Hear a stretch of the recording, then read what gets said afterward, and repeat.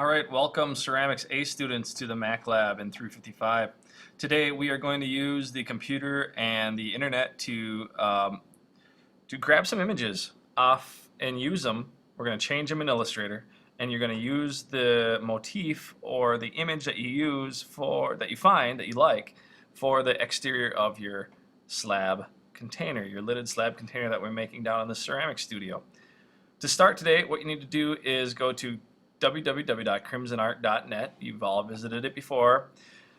And then you're going to go to Courses, Ceramics A, Unit 4, Slab and Coil Constructed Choice Project. The video you are currently watching is right here, obviously. And there's two files in here, although I found out that the AI file is not really working because we're downloading it from the internet. It may work for you, but there's also a choice. You can also use the JPEG as right here. So go ahead and click on the JPEG file. It says download, and this is what it looks like. Looks like I may need to update that. The one that you find will not have this bird on it, so it'll just be blank. But I digress. What you need to do is just take this from this image. So we're going to hold down Control button, click on it. Or if you can right click, if you have a mouse that can right click, you're going to copy image. And then we're going to find Illustrator. Illustrator is located in the Applications window on the dock. Sorry, the Applications folder. So if you scroll down, you will probably see this. It's called a dock with all these applications on it. If you don't see it, scroll the cursor down with the mouse down, and it should pop up. Applications is here, and you're going to find AI, the Adobe Illustrator. Click once on it, and then here's the application. We're going to click once on that, and this should pop up. It'll say Illustrator in the corner. And you probably won't see this. You're going to have to start a new, it might be blank. There might not be anything here. So you're going to go to File, New, and then just click, let's go to, make sure it says Print. Okay. And then inches. Yep, 8.5 by 11. That's good. So you want it to say either Custom or Print. Letter size, 8.5 by 11. Click OK. And here's our new document. If you hold down the space bar, if you have your arrow selected in Illustrator, hold down the space bar and move it over. You can do that. Now we're going to paste what we've originally copied in here. So we're going to go to Edit, Paste, or on your keyboard you'll have this little icon, or it's also next to the Apple V. And that's also the key command for paste. So we're going to paste that in. A couple things we could do is you could either rotate this by moving your cursor over off the edge until you see that curved line. See that curved line right there? Hold down the Shift key on the keyboard and then spin it. That's one way you can do it. Or if I step back, Apple Z, if you don't like that, you can go down to this icon. This is our artboard icon. Double click on it. And then orientation. We want to select the landscape orientation. Click OK. And now we just click on our arrow and it goes away. Okay. Now we can move that in place. There we go. All right. Now yours will not have this bird on it. Mine does.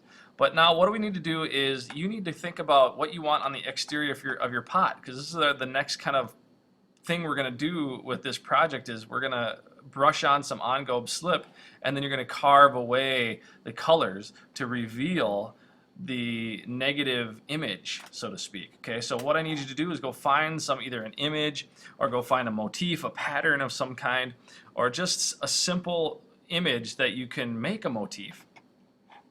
We're going to go to the Safari. Okay, you can also go to Chrome. If you see Chrome, you can go to Chrome too. I'm just going to go to Google now, and we're going to look for an image. So I typed in flying cardinal because you saw mine. My example is it's got a cardinal sculpture for the knob handle. You can think of what you want for yours. I would not go to your Facebook, pop open a picture of you at prom.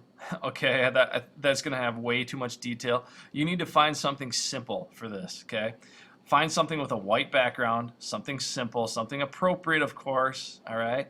Now, I would stay away from peace signs and logos from your favorite rap artist or band. Okay, I would find some kind of image that is not copyrighted. All that. I mean, these are probably all copyrighted, but there's generic enough where if we change them, nobody's going to really know where we got it from. Okay, so don't steal like a car logo. All right, that would be ridiculous. Okay, choose something like an image. If you have a hard time, just keep it simple. Choose an animal or something. Okay. So some of them that I think one of the ones I chose was, I don't know. I want like this one. I think I picked that one. But I'm just, for our purposes right now, I'm just going to pick a simple one with a white background. So I'm going to click on this one. Looks like these are just, okay, I can choose any of these. Sure, why not? Okay, so I'm going to pick on this one. All right, I'm going to hold down Control again. Click, click on it. Oops, not going to let me. This website's blocked. Okay, all right, so that's good. Some websites don't want you taking their images. That's okay. Let's try this one. Tattoo ideas. Whoa, okay. Let's go back. Oh, here we go. We'll use this one. I know this one's safe. Okay, so I'm choosing this one. Once again, I'm going to Control click on it, copy image. I'm going to go back to my Illustrator right here, and I'm just going to paste it in just like we did before. Edit, paste, Apple V, and it's pretty big right now.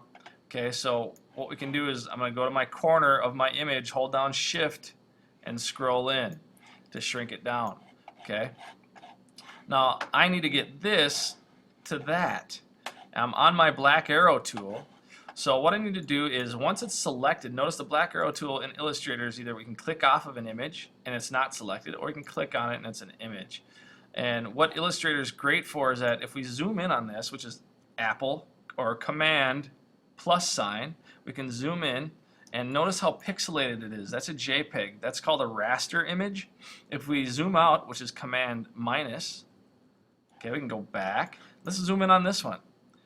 Command plus. Oh, you know what? Sorry. That is also, that's right, that we imported a JPEG before, but let me go back. Let me show you. I'll show you that in a second. Okay, so let's, with this one, I'll show you how that works in a second. We're going to talk about vectors, all right? So with this, we're going to click the Live Trace button. If it's selected, click the Live Trace button, and now it's pretty much a vector image. We just put a threshold on it, so the threshold is here. You can, I'm going to move it up a bit, and then click off it because I want more detail. Some of the detail in the wings were lost, so I'm going to move up the threshold, click off of it, and I think that's okay. It looks good for me right now. Now, if I zoom in on this, look at the lines. They're all crisp. I could blow this picture up the size of a building, and I would not lose resolution. Okay, that's a vector image. That's the difference between vector and raster. Okay, there's the pixelated images. These are the types of images you see, you know, on your TV or monitor screen. Vector images you'll probably see more on billboards and things like that, where you know, you want the size to be changed. Okay, so now once we have it selected, we put a threshold on it. Now we need to click this expand button.